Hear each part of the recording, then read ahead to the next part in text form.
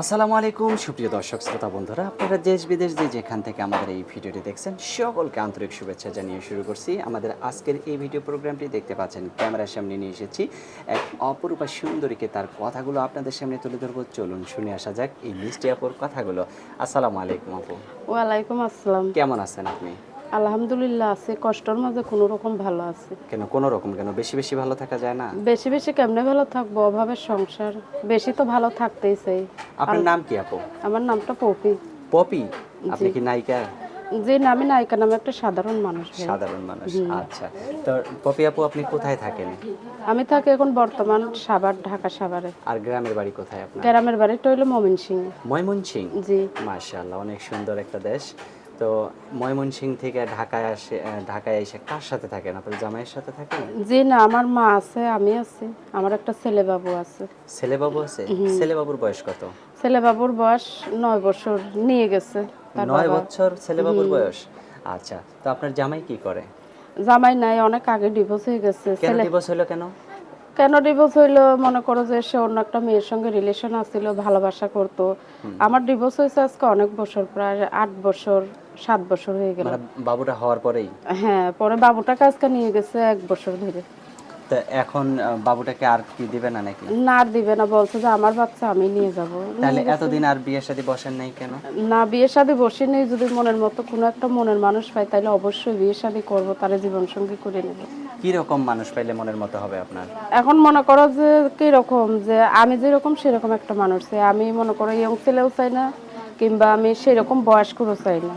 মানে যে যাতে আপনাকে নিয়ে সে চলতে পারে বা চলতে পারে, থাকতে হ্যাঁ পারে বা আপনাকে নিয়ে কইরা খাইতে পারে, এরকম একজন মানুষ সেরকম চান। একটা মনের মানুষ চাই। আচ্ছা, তো সেরকম মানুষ হইলে সে যদি ধরেন প্রবাসে থাকে বা দেশের বাইরে থাকে, এরকম একটা লোক যদি আপনাকে পছন্দ করে, বিয়ে করতে চায়, বা তার বউ আছে আপনাকে দ্বিতীয় স্ত্রী হিসেবে রাখতে চায়, এরকম মানুষ হলে আপনি কি রাজি হবেন? অবশ্যই সমস্যা নাই, আমি এরকম মানুষ পেলেও রাজি হব। সে যদি তার পরিবার চালাইতে পারে তো আশা করি অবশ্যই সে আমাকেও চালাইতে পারবে, আমার এতে কোনো সমস্যা নেই। কিন্তু সে আমার মনের মতো হইতে হবে, যে আমাকে আশা ভরসা দিয়ে আবার ছাইড়া চলে যাবে। আমি তাহলে সেরকম মানুষের সঙ্গে সম্পর্ক আপনাকেও কিন্তু করব না। তার মনের মতো হইতে হবে। আপনিও যদি চলে যান, তারও কিন্তু একটা ভয় থাকবে, তাই না? যে এই মেয়ে যদি আমাকে ছেড়ে আবার অন্য কোনো ছেলের হাত ধরে চলে যায়। এটা তো সবাই ভয় পাবে, কেননা যে আমি তো একটা কষ্টের মানুষ, দুঃখের মানুষ, আমি হ্যাঁ, হ্যাঁ। সেরকম একটা মানুষের সঙ্গ ধরতে চাই। আচ্ছা, অসংখ্য ধন্যবাদ। আপনার ফোন নাম্বার আছে? জি আছে। মুখস্থ আছে? না, আমি বলে দিতে পারবো। আচ্ছা, আমার কাছে দেন, আমি বলে দিই নাম্বারটা। আচ্ছা, আমার সাথে সাথে আপনিও বলেন। 017 017 03 03 50 50 12 12 86। 86। এটাই তো আপনার ফোন নাম্বার? হ্যাঁ, এটা আমার 86 নাম্বার, এটা আমার নাম্বার, আমার আর কোনো নাম্বার নেই।